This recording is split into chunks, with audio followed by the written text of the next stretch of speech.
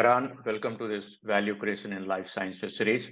I would like to first start with your introduction. So I would like you to introduce yourself to the audience very quickly. I can just add a note before you start that I'm very pleased to have you here because you have first worked in the real world and then have decided to move to academia rather than the the other way around. So I'm very excited to have you here and hear your points. But please, all yours. Thanks a lot, Saurabh, and also thanks, Farmantra, for hosting this nice exchange that we are going to have.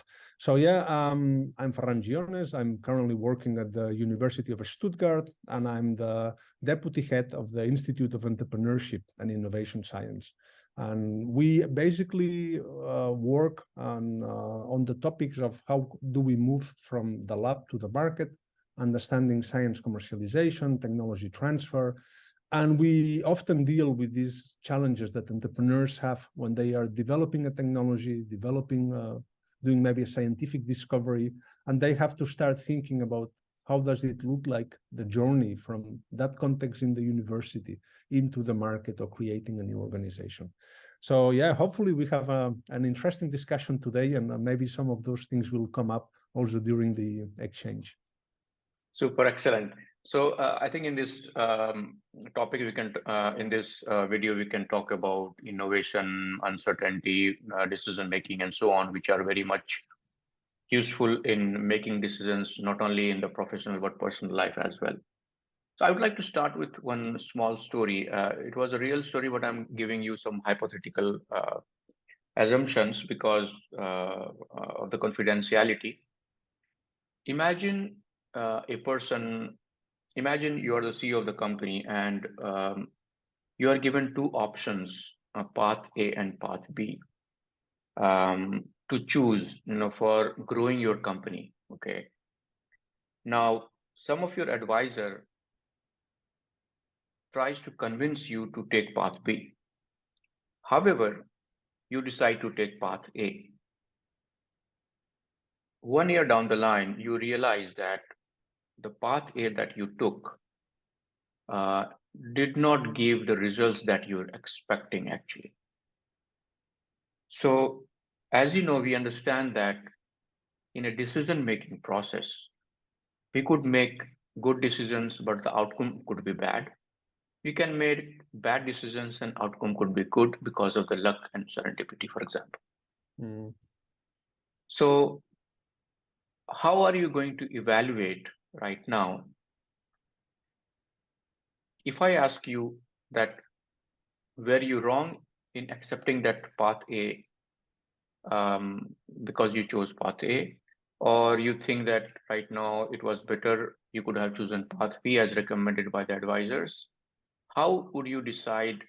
Because I understand at that point of time when you were given two choices, there were a lot of uncertainties, and you had to choose these two paths, right? What would be your thought process to analyze this and give some feedback that we can kind of implement? So I think it's a very interesting situation, no? Because we always say, when you are in those moments that you have to make a decision on something, you would like to collect information or you would like to get data that can help you in making a decision. And we usually say, well, it might be a risky situation where there is certain level of risk that I actually can mitigate with additional information. So if you have time, we always like to engage in collecting more data, even if it's kind of maybe doing some kind of background checks or seeing recent evidences from the past. How did that look like? But yeah, I think that you're raising another point. You're raising the point of what happens when there are unknown unknowns, no? So things that you actually cannot, you feel you cannot mitigate just with information or data. I think that's the case, no, Saurabh, that you are presenting a situation where the person is facing what Donald Rumsfeld kind of characterizes these unknown unknowns. No? And then that seems to put us in a different scenario where to unveil valuable knowledge or information, you actually need to take an action and you need to do something. It's not enough to wait to get more information or so collect some data. Correct. So if I understand you correctly, what we could do is that to make sure that we make a better decision in under uncertainty, you would like to get as much information as possible, for both the paths that were presented to you, for example, right? But what if, let's say, for example, you would have chosen path B and the outcome was bad? How do you go back and Yeah. make sure that did you make a good decision? Was it your mistake? How do we find out? Actually, you're even bringing a more interesting aspect. No, is that also, as we usually, well, unless you find a magic tool that allows you to do that, we cannot go back in time and then kind of replay the game. No, so we also have these biases when we attribute what has happened as because of the result of decision B. So we don't know if, okay, what if I had then taken the option A instead of going for option B? Would those other things in the context have evolved the same way? So did I also influence what happened around me in that context? Because it's clear that some of the things that might be happening or that actually might be a bad decision based on what I was expecting might be under my control, or some things might not have been under my control. I can blame exogenous aspects. And I think this is something that actually, I don't know, Saurabh, if you agree, but kind of frustrates us sometimes, no? When some people then assess the outcomes of a decision and they say, they blame it was because, the market, there was a disruption in the market. Or it says, no, maybe you actually didn't do the right decision. So if you wanted to reduce your potential exposure to risks or things, you should have chosen another path. So that would have been, even at the beginning already, maybe a not so profit maximizing option, but would have been an option that would have exposed you to less uncertainties or less unexpected aspects. So as you talk about that we cannot go back in time and so on, it brings to me a very interesting argument that Nassim Taleb makes about alternate histories. And alternate history, what he meant was that we always thought that, okay, what would have happened if, let's say, there was no Hitler, for example, or what would have happened if there was no World War, for example. We always think that, okay, these things happen, and I think it is also, I'm trying to bring a little bit of probabilistic thinking here, right? Because just because one thing happened doesn't mean that other things might not have happened, actually, right? So in managing risk or in making decisions, I think it also brings another element that we're talking about right now. Also, is a skill versus luck, where skill is that you gather as much as information as possible, whereas luck is something which is not under our control, and there is a lot of let's say randomness, in the real world, for example. So in order to evaluate the decision whether now path A, that the decision that you took came out to be wrong. So we cannot say that if you had chosen path B, it could be better. But if we are able to kind of analyze that we failed to gather information for taking the decision for path A, then we could at least give benefit of doubt that yes, we could have chosen path B because path B had more advantages based on the information at that point of time. Do you agree with that? Yeah, and actually, there is something actually that we are working right now with one of the PhD students at the institute, and he's trying to understand how much the framing of the problem. So in this case, you mentioned this decision that there were two maybe paths A and B, and maybe something that might have happened in that situation. I'm not as familiar as you are with that specific decision, but is the way that the problem was being framed or the decision was being framed. Because if with another type of framing on that decision and another understanding that what are we deciding about, maybe the organization or the management would have been able to make a decision again that would expose them to the sources of uncertainty or unknowns that they would be comfortable with. and not get confused, because again, what I'm hearing through in your story is that they had a path that maybe was not the path that they would see as the most exciting or the most desirable, but that would have brought to that organization what they needed, with a different type of exposure or sources of uncertainty. And I think that's something that we should help also managers sometimes to make, maybe not to make the most, like again, profit maximizing optimal decision, but to make the decision that is aligned with the type of uncertainty problem that they are facing. So to not get them, that they don't get confused, or that they don't get confused, or that there are no, or we reduce the interpretation errors on the what type of decision I'm making here.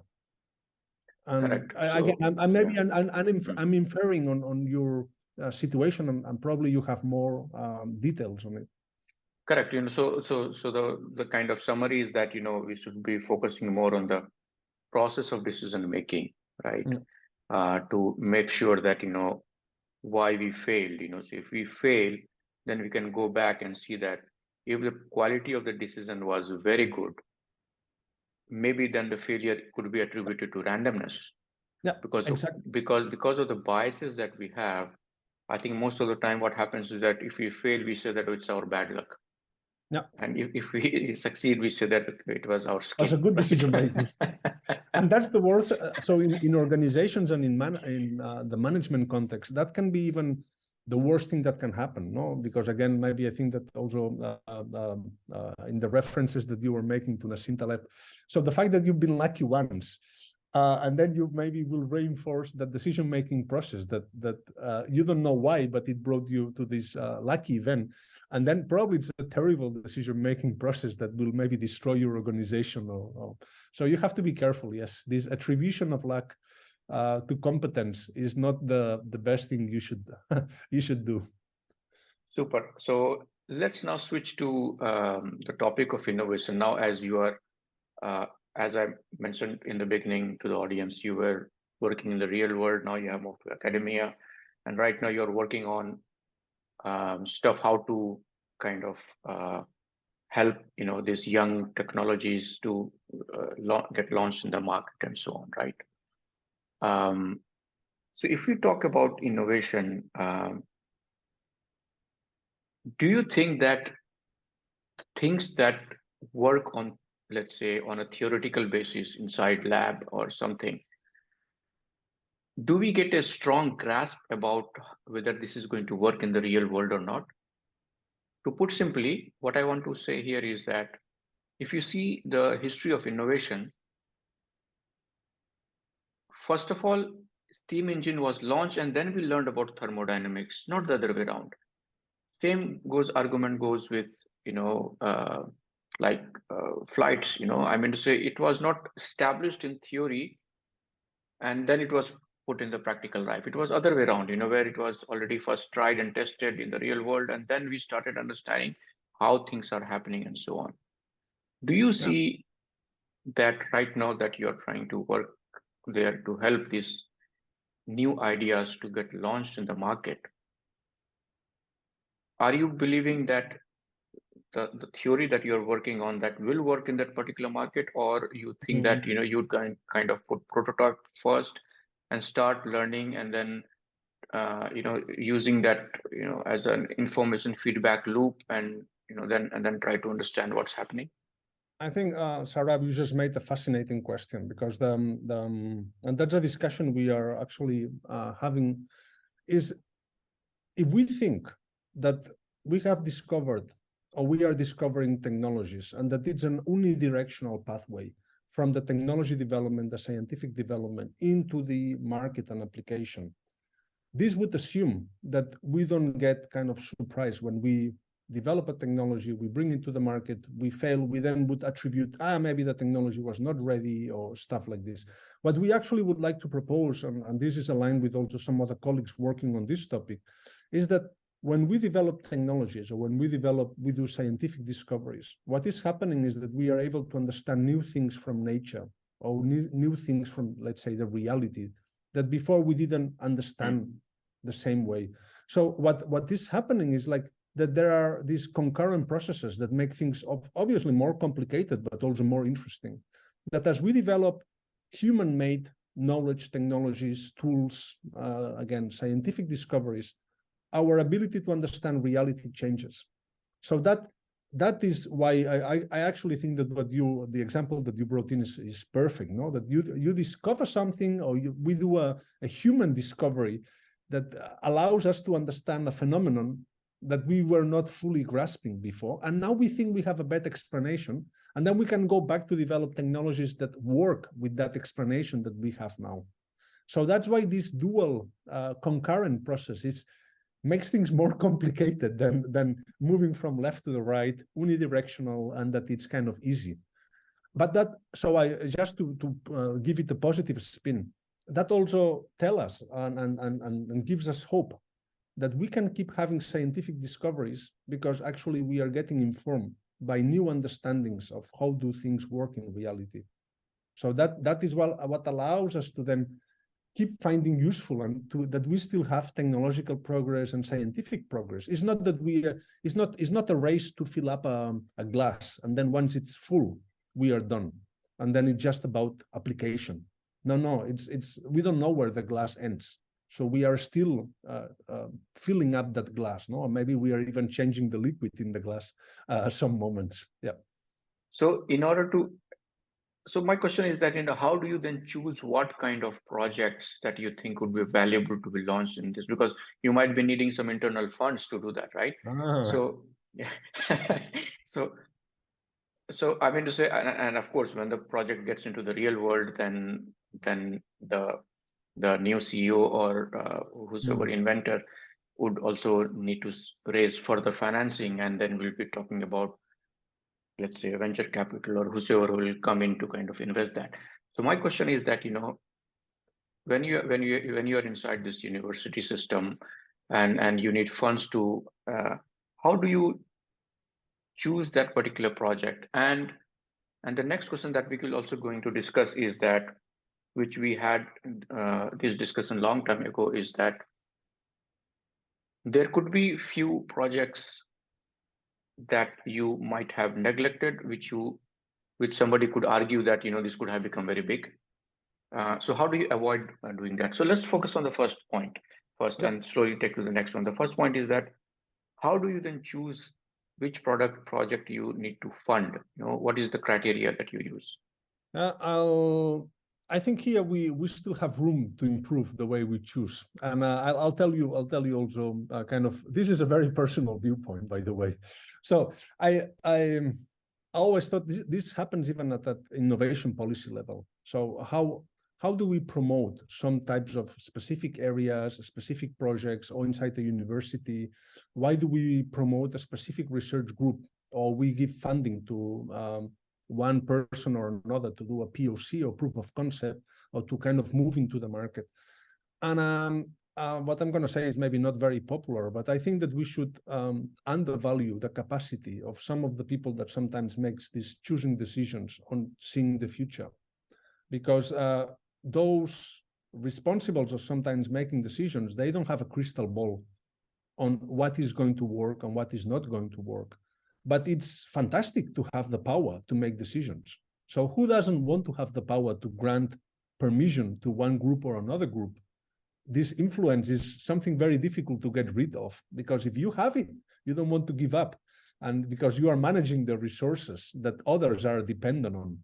So it's very hard sometimes to convince those that are in this position to influence or to decide that maybe they should follow a different approach. Maybe they should embrace an approach where, as we have a limited capacity to predict the future, maybe we should be willing to maybe decide or choosing projects that maybe balancing the projects that allow us to learn more about how does the market behave, how does the nature act. So these projects that I was mentioning before, that change our understanding of nature, of the things that are out there, with projects that are maybe fitting a very specific need that we are clear about, and that they will be, that they have the potential to be scaled, industrialized, and that there is a clear pathway.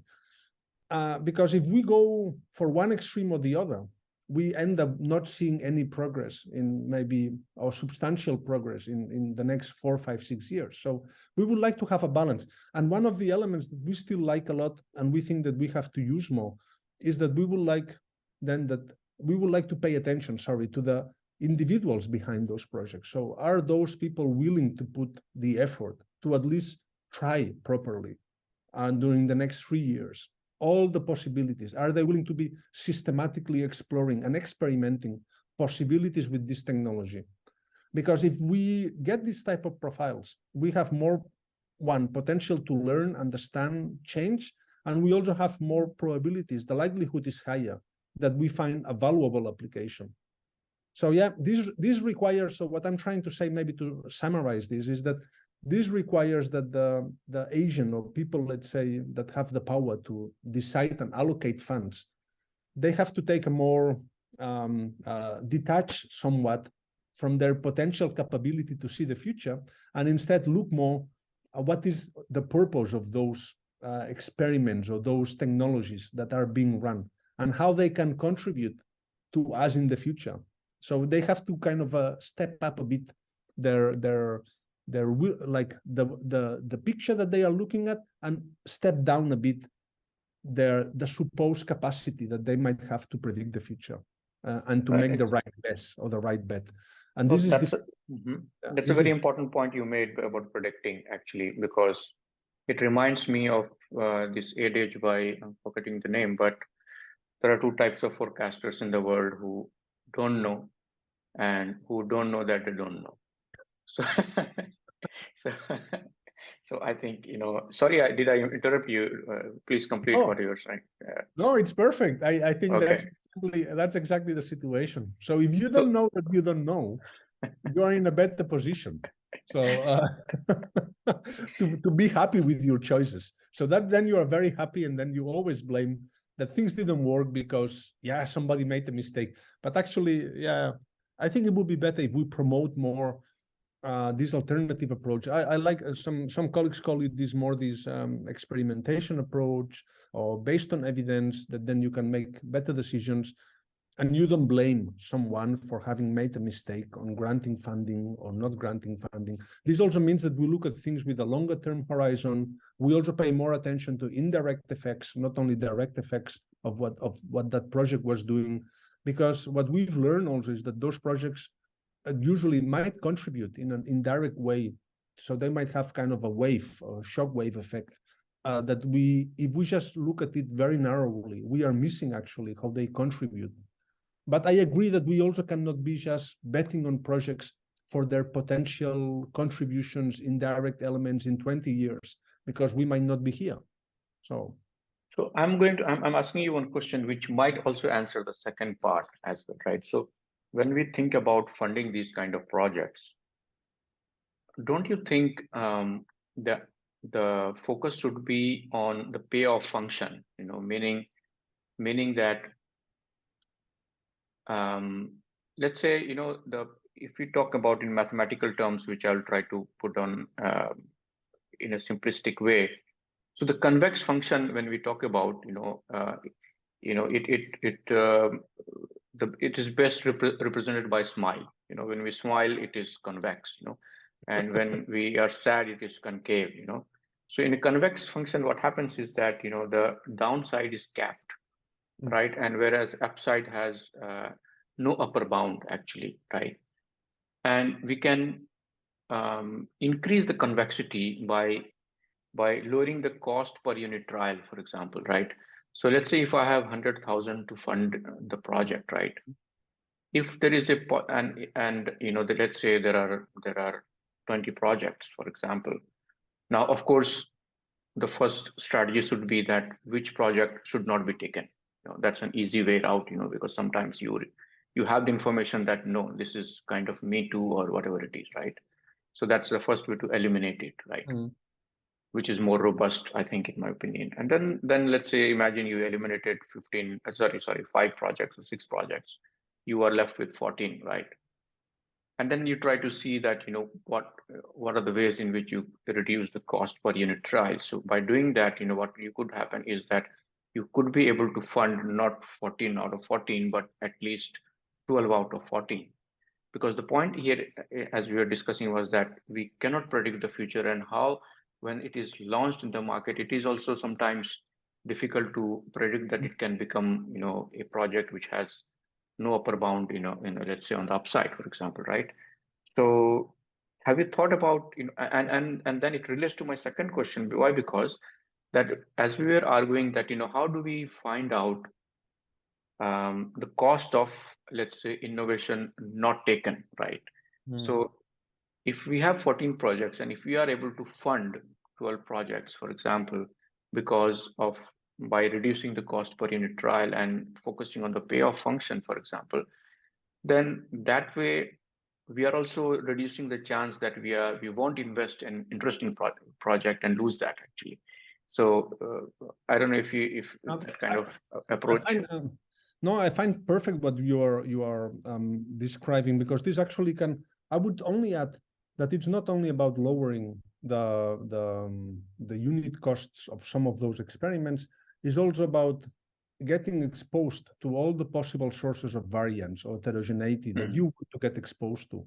And recently with a pandemic going around the COVID-19 issue, we could see that some governments decided to do this for maybe some of us surprisingly positive actually, that they wanted to diversify to as many, not companies. So the interesting for me was when you were not diversifying on companies that were lobbying or whatever, you actually wanted to get diversified in types of technological solutions for that challenge.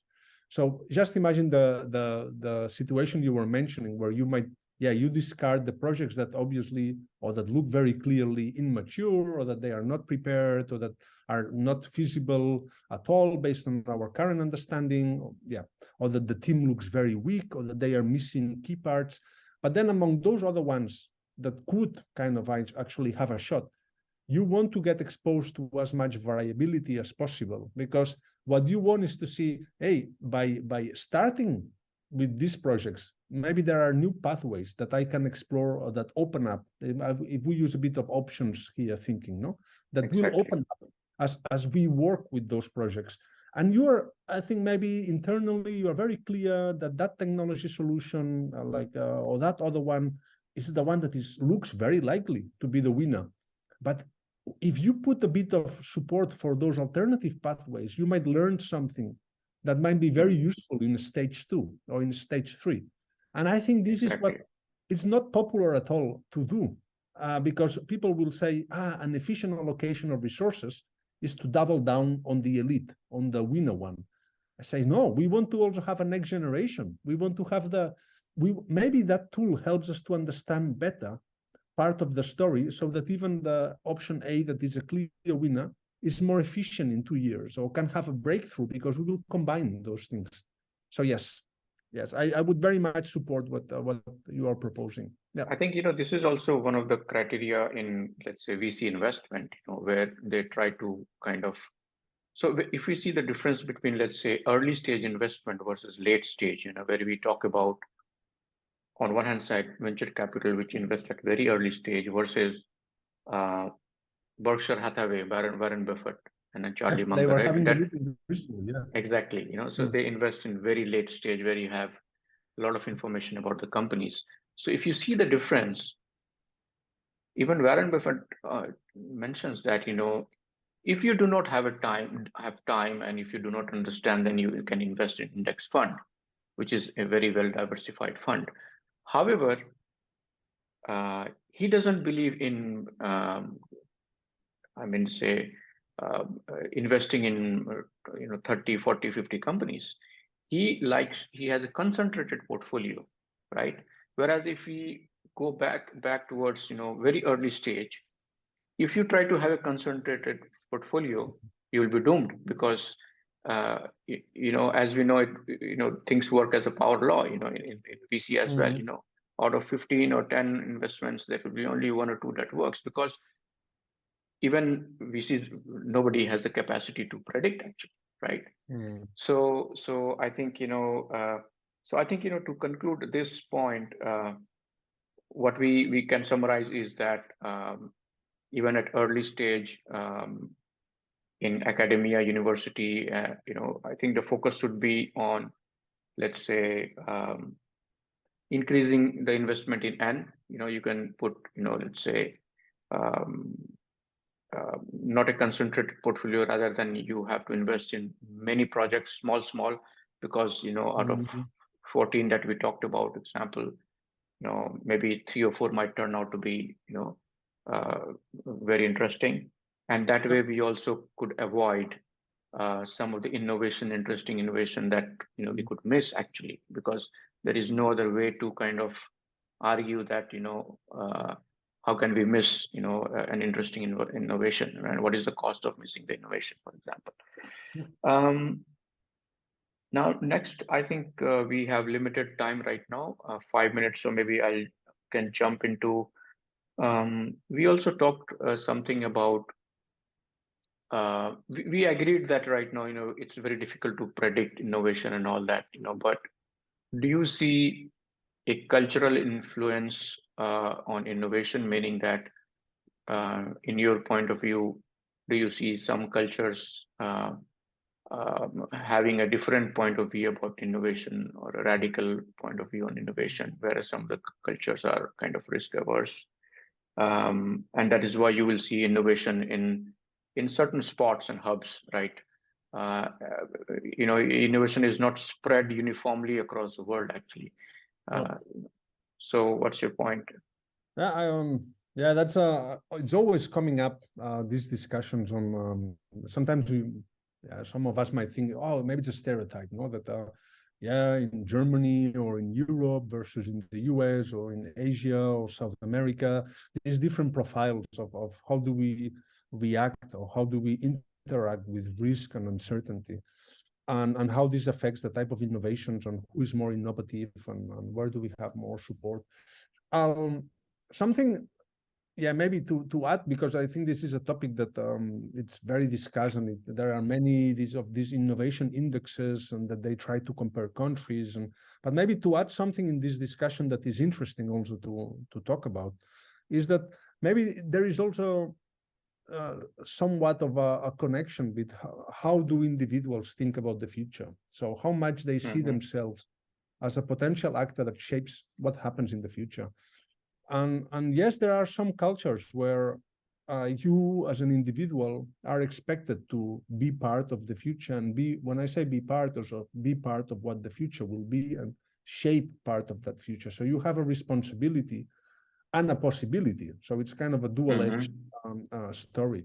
And maybe in other contexts, either because of culture or social situation, you take the future, or what will happen in the future, something that is detached from who are you as a person and your context, and say there are things that might happen, but they are not, I cannot shape them, I cannot influence them, and a lot of this entrepreneurship culture, that sometimes it goes to the extreme to expect entrepreneurs to solve societal problems, and that's maybe an overstretch, but it relates to this expectation that the individual can be have a very active role on shaping what comes next.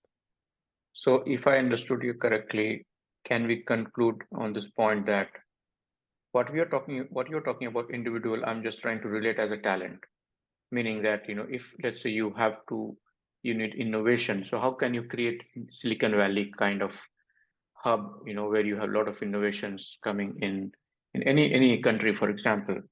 And I think there are 2 or 3 points that are necessary. One is, of course, when you talk about people taking responsibility or thinking on those lines, so you need the right talent, and to have that right talent, first of all, you also need to have a good university system, where you have solid technology and everything going on, tech transfer and all that, and then you also need an ecosystem, so that, you need to have funding and all that, so if, let's say, university doesn't have funds, it will be incapable to fund, for example, in innovation that's happening. The more funds you have, the higher chances that, it will be getting funded. And then you have an ecosystem of investors, that also you need, surrounding that particular, let's say, university, or so that, that at early stage, it could invest. No, so do you think that Yeah. this And we is and we so I would not because it's a kind of a it could be a negative reading saying that this is something static. No, I think that we can change this. So that's why I would even propose to challenge those stereotypes that I think societies are in flux. So we keep evolving, we keep changing, evolving in sometimes doesn't mean always more of everything, but we keep changing. So I think there are possibilities to shift, to get good things from other places, to morph and to evolve. But definitely having good examples, good experiences can start to kind of change the paradigm. That also, hey, for some things, we can actually believe that we can do something, that we can contribute, so that the talent can be part of redefining what happens next. so perfect? So I'm going to now ask you a very simple question regarding your decisions. So you know, if I'm right, you worked in companies like Deloitte earlier, right? And after working there, you decided to go for PhD, and now you are a professor, right? Um, Many times, most of the time, what I see is that, you know, a person has taken degrees, PhD, became a professor, and then he's trying to be a kind of a coach or consultant in some real life projects and so on. So my question to you is that how has this transition from working in the real world and moving to the university has changed your thinking? You know, do you think that if you were, let's say, other way around, you know, started from doing a PhD, became a professor, and then you had moved to Deloitte, what would have been different in terms of your thinking? You know, Yeah, maybe something. Yeah, and I actually I have not properly thought about this, so it's going to be a quick reaction. But with discussions with some colleagues that have done different trajectories, what I realize is that what happens in my case is that the management problems and the frustrations are very present. So those are the ones that most of the time guide the type of questions that I want to explore and understand better. And so I go more from, I would say, things that are visible, things that are that we have either I have experience or I have seen or I have others have told me from this side and into the research side to try to find ways to understand this better, to dig a bit deeper, to find more evidence. The colleagues that have done the journey the other way around, or that are doing the journey the other way around, they actually then they are looking, so they have a strong tool set, they have theories, and they are looking for cases where they can actually engage or give an answer to that problem. No, so it's maybe similar to this demand pull technology push type of situation. In my case, there is a lot of demand pull because I've seen those things and they pull me into topics. And in other cases, it's the other way around. So yeah, this gives me some advantages when we want to discuss managerial implications of what we are doing, because it's easier to come up with them as they relate to your previous life. And I think that for my colleagues that they do the journey the other way around, what they are very good at is to maybe be able to kind of in their heads go through all the books and articles that I might not maybe be that knowledgeable as they are. So they have more this repertoire in their heads, while I'm more the bridging or connecting person. so did you have, let's say, if I ask you that, you know, your freedom to imagine, did you find it that freedom, or did you have more freedom when you were in the real world scenario, or that imagination to think and do many things as you want is more right now than earlier? What would be your So I'm paying for my right of imagination. So I have much more freedom now to imagine that I used to have before. But there is a price that you pay for that, and it's a price I'm happy to pay because it also comes with other good things. No, but freedom and intellectual freedom is a fantastic thing in our context. It's not an absolute freedom because we have to do things that matter, that can help to society, because at the end we are public employees. So our duty is to give back and to interact with society and contribute. but the intellectual freedom is something that I value very much. Yeah. Ferran, thank you very much for coming to our value creation videos, and I really appreciate the discussion that we had. Thanks, Saurabh. It's been a big pleasure. Take care.